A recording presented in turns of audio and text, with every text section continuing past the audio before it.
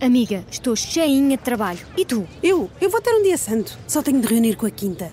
E com o catering, o fotógrafo, o videógrafo, os músicos, a florista, a pousada, a celebrante, a designer, a cake designer, o animador, os padrinhos, a maquilhadora, a cabeleireira, a decoradora e os noivos, claro. Depois, tenho a tarde livre. Eish, e como é que vais conseguir fazer isso tudo? Então, quem pode, pode. Com a Vodafone Business, o seu negócio pode tudo. Descubra as soluções smart de colaboração e torne a sua empresa mais produtiva. Together we can. Vodafone Business. Esta é a história do dia da Rádio Observador. Porque foi Putin visitar Kursk vestido de camuflado?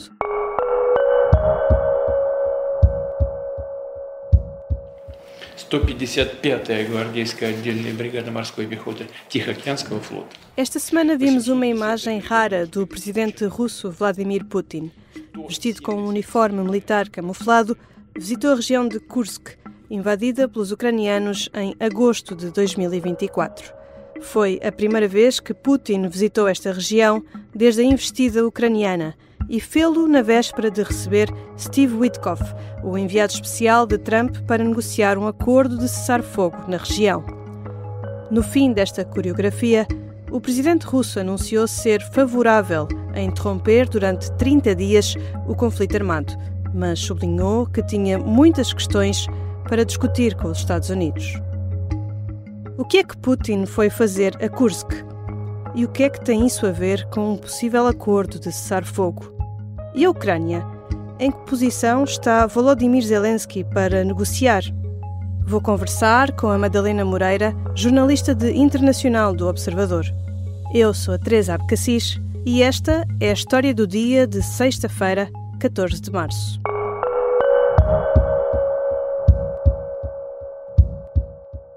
Bem-vinda, Madalena. Obrigada, Teresa. Esta semana, quase 2 semanas depois daquele encontro entre Zelensky e Trump na Sala Oval, que imagino que deve ter ficado na memória de muitos, começou-se a falar num cessar-fogo para a guerra na Ucrânia, mediado pelos Estados Unidos.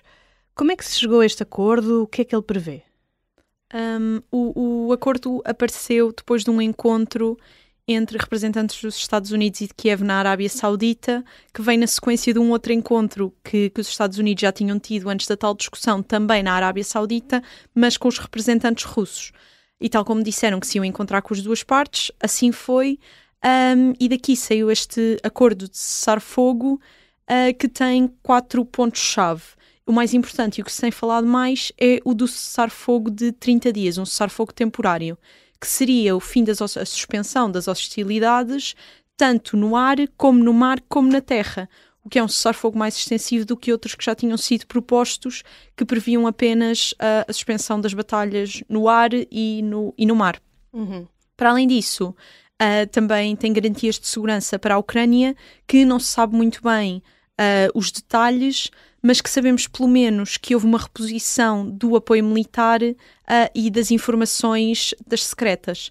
Para além disso, volta a ser posto em cima da mesa o acordo das terras raras e dos minerais, que foi o que desencadeou a discussão na Casa Branca há uns dias, e o acordo inclui ainda uma linha que é um pouco ambígua, mas que inclui a Europa nas negociações e que diz que a Europa não pode ser posta de lado nas negociações. E, portanto, como disseram os norte-americanos e os ucranianos na Arábia Saudita, a bola agora está do lado da Rússia. Zelensky já disse que esta é uma proposta positiva, falou numa conversa construtiva entre os Estados Unidos e a Ucrânia. Em que posição é que a Ucrânia se encontra nestas conversas? Nós sabemos, por exemplo, que os Estados Unidos cortaram o apoio militar ao país no dia 5 de março, há pouco mais de uma semana. Uhum. Esse corte aconteceu na sequência da discussão, foi um ponto baixo para as relações entre os Estados Unidos e a Ucrânia, mas foi temporário. Entretanto, depois desta reunião, como eu disse, houve aqui uma reposição do apoio militar e das informações, mas apesar de ter sido um corte curto, foi suficiente aqui para a Europa entrar em ação e procurar assumir-se de, no pior cenário, se perdermos o apoio dos Estados Unidos, tanto à Europa como à Ucrânia, se isto se mantiver assim, o que é que nós podemos fazer pela Ucrânia? E em pouco mais de uma semana a União Europeia fez muita coisa, anunciou um acordo de milhões de euros para investir na indústria da defesa, que ou seja, o primeiro armamento que saísse desse investimento seria claramente entregue a Kiev, anunciou Ursula von der Leyen, e depois os líderes europeus apresentaram também uma proposta de cessar-fogo. Entretanto, nos últimos dias, esta proposta de cessar-fogo tornou-se um bocado obtusa, digamos, porque os norte-americanos apresentaram uma que seria melhor para a Ucrânia. Mas foi a prova que a Europa também se conseguiu mexer enquanto os Estados Unidos deram um passo atrás. Esta proposta de cessar-fogo depende agora, como tu disseste, também das negociações com a Rússia e levadas a cabo pelos Estados Unidos. Sabemos que o Steve Witkoff, o enviado da Casa Branca para as negociações, que também tem estado no centro das atenções nas negociações com Israel, foi a Moscovo encontrar-se com Putin. Exatamente. O facto de ele se ter encontrado com Putin até é surpreendente quando pensarmos que ele é apenas um enviado e Putin é o presidente, então estaríamos à espera que ele se encontrasse com quem se encontraram, por exemplo, na Arábia Saudita, que seria o Ministério dos Negócios Estrangeiros ou um assessor de Vladimir Putin. Mas Witkoff é um amigo pessoal de Trump, é um homem de negócios como ele e não tem um currículo político. Ele chega à Casa Branca com o título formal de enviado do presidente para o Médio Oriente, enquanto o enviado de Kiev e da Rússia era Keith Kellogg. Era e é formalmente. O que acontece aqui para o Witkoff, digamos, ter roubado o lugar de Kellogg são dois fatores. Em primeiro lugar, ele parece ter sido uma figura-chave para o acordo de cessar-fogo que aconteceu em Gaza em janeiro. E o sucesso dele deu-lhe uma reputação nos círculos diplomáticos, pelo menos para Donald Trump. E, por outro lado, ele está mais alinhado com a ideologia de Trump do que o Keith Kellogg. Não que ele não esteja alinhado com o presidente, claro, mas as posições dele parecem estar ligeiramente mais distantes da Rússia e, portanto, ele foi relegado para o cargo de enviado apenas à Ucrânia e cabe a Witkoff agora fazer as negociações diretas com Moscovo, como vimos esta quinta-feira. Trump está mesmo empenhado em acabar com esta guerra. Foi uma promessa que deixou durante a campanha presidencial. Mas os Estados Unidos podem também ganhar algo com o fim deste conflito. O que é que está em causa? Em primeiro lugar, a vitória é por causa da campanha eleitoral. Como disseste, é uma vitória para Trump porque seria cumprir uma promessa eleitoral. A partir do momento em que ele faz isso, é sempre um ponto a favor para ele. Em segundo lugar, mais para os Estados Unidos, poderia ser uma vitória financeira se conseguirem avançar com o tal acordo das terras raras e dos minerais, porque os Estados Unidos teriam muito a ganhar financeiramente se conseguissem explorar estes minerais raros que eles não têm no seu próprio país. E que se encontram na Ucrânia. Exatamente, e que se encontram na Ucrânia. Que também se encontrou na Rússia e que ele também já colocou essa possibilidade, mas neste momento o que está em cima da mesa é explorá-los na Ucrânia. Claro que este ganho financeiro pode não ser assim tão óbvio, porque há aqui uma série de pequenos detalhes, por exemplo, o facto de as maiores jazidas estarem atrás da linha da frente, de muitas jazidas terem ficado destruídas e obstruídas por causa da guerra e, portanto, agora, para além do investimento em exploração, eles tinham que construir as minas de raiz e tirar todas as consequências da guerra, ou seja, os efeitos da guerra que se façam sentir nessas minas, mas de um modo geral parece ser um investimento que vale a pena para os Estados Unidos. E depois, a terceira vitória para os Estados Unidos seria o seu papel na cena internacional, porque poderiam utilizar a bandeira de nós fomos o país que conseguimos pôr fim à guerra da Ucrânia ao fim de 3 anos de guerra. Já voltamos à conversa com Madalena Moreira, jornalista de internacional do Observador. Na segunda parte vamos olhar com mais atenção para Kursk, uma região russa invadida pela Ucrânia e que recebeu esta semana a visita de Putin. Sente-se seguro aqui dentro. Eu, se quisesse, tinha chegado aqui, matava ou ia-me embora, ninguém dava para ir.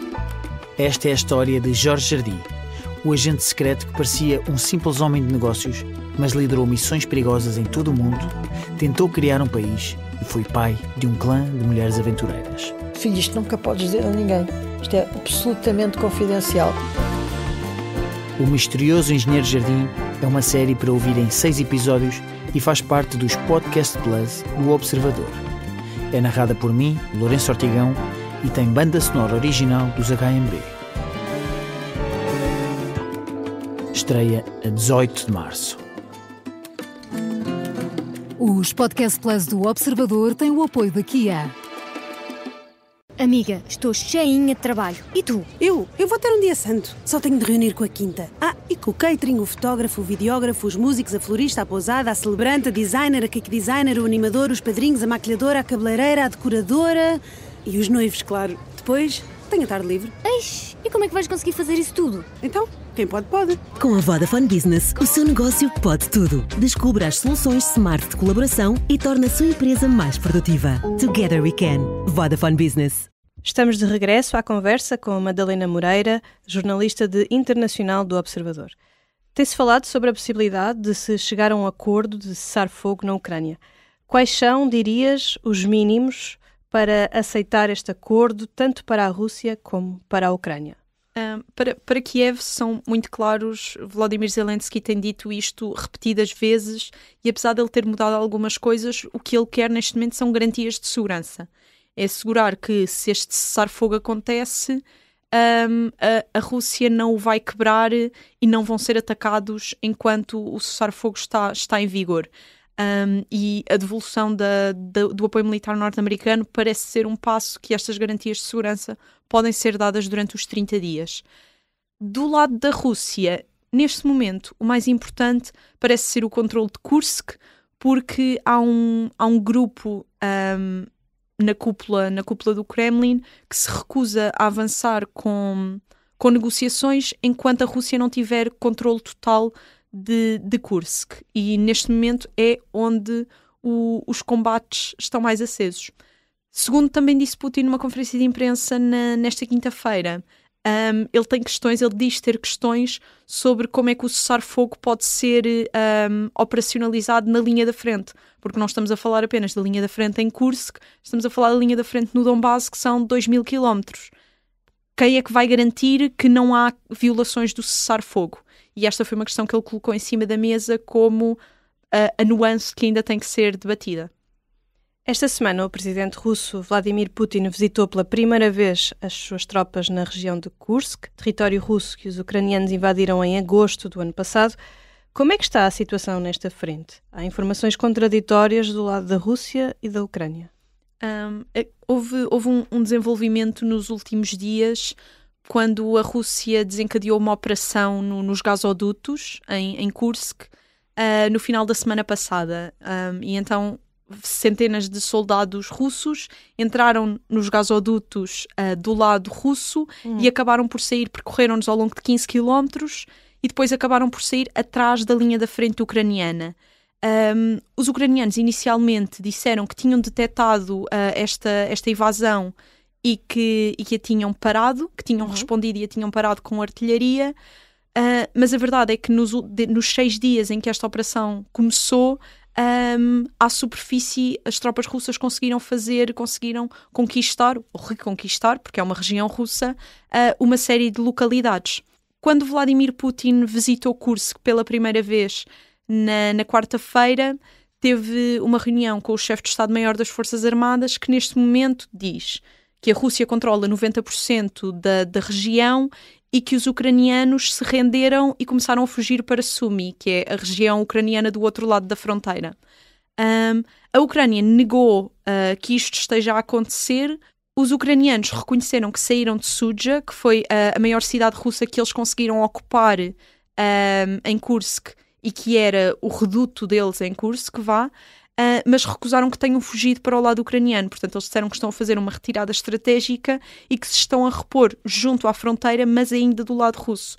Ou seja, há uma pequena faixa de território em Kursk que ainda é controlada pelas forças ucranianas, mas eles já não têm nenhuma grande cidade. De repente, com a iminência de um acordo de cessar-fogo, Kursk tornou-se um ponto central para os dois lados.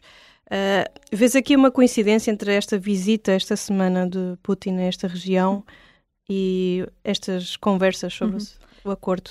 Na verdade, não deve ser uma coincidência. Claro que Vladimir Putin sabia que esta operação estava em curso e escolheu o dia antes das forças russas conseguirem recuperar esta cidade, Sudzha, para se deslocar a Kursk. factos importantes sobre esta visita é que foi a primeira vez que Putin se deslocou a Kursk. Portanto, como disseste, a invasão ucraniana ou a contraofensiva ucraniana começou em agosto e só agora em março é que Putin finalmente lá foi, o que é um sinal que ele está a dar importância a Kursk. Provavelmente porque se está a falar de Kursk no âmbito do acordo de cessar-fogo. Por outro lado, ele fez uma aparição rara em Kursk, que foi aparecer vestido com o fato militar camuflado, que é uma lembrança que ele, enquanto presidente, é o comandante das Forças Armadas e ele é que tem o poder militar, ele é que toma as decisões militares em último caso. O que acontece aqui é que, tornando-se Kursk tão importante para a Rússia, a possibilidade de uma troca de território já não parece tão realista, porque a proporção de territórios, o que a Ucrânia controla na Rússia versus o que a Rússia controla na Ucrânia, não tem equivalência e, portanto, essa possibilidade já não parece realista. Assinalaram-se há 3 semanas 3 anos da guerra na Ucrânia, com conquistas e derrotas dos dois lados, mas sobretudo para a Ucrânia, como também referiste. Em que ponto é que estamos neste momento?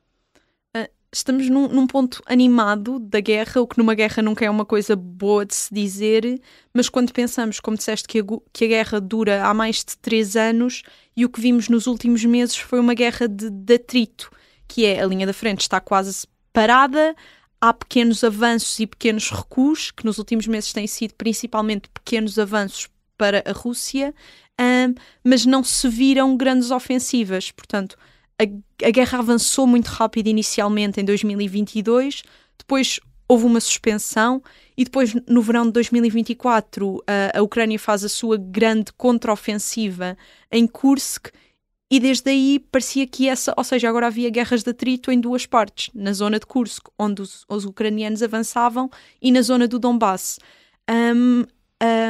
A Rússia consegue recuperar Kursk muito devido à presença de soldados norte-coreanos que foram trazidos de Pyongyang para combater nesta região, e agora temos aqui um novo ponto, diga-se, animado, com a chegada de Trump, que quer cumprir a sua promessa eleitoral de pôr fim à guerra o mais rapidamente possível, e quando ele começou a agitar as águas, tanto no campo de batalha como nos círculos diplomáticos, começou a haver novas movimentações. Obrigada, Madalena. Obrigada eu, Teresa. Madalena Moreira é jornalista de internacional do Observador. Esta foi a história do dia. A sonoplastia é da Matilde de Andrade, a música do genérico é do João Ribeiro. Eu sou Teresa Abcacis. Até segunda.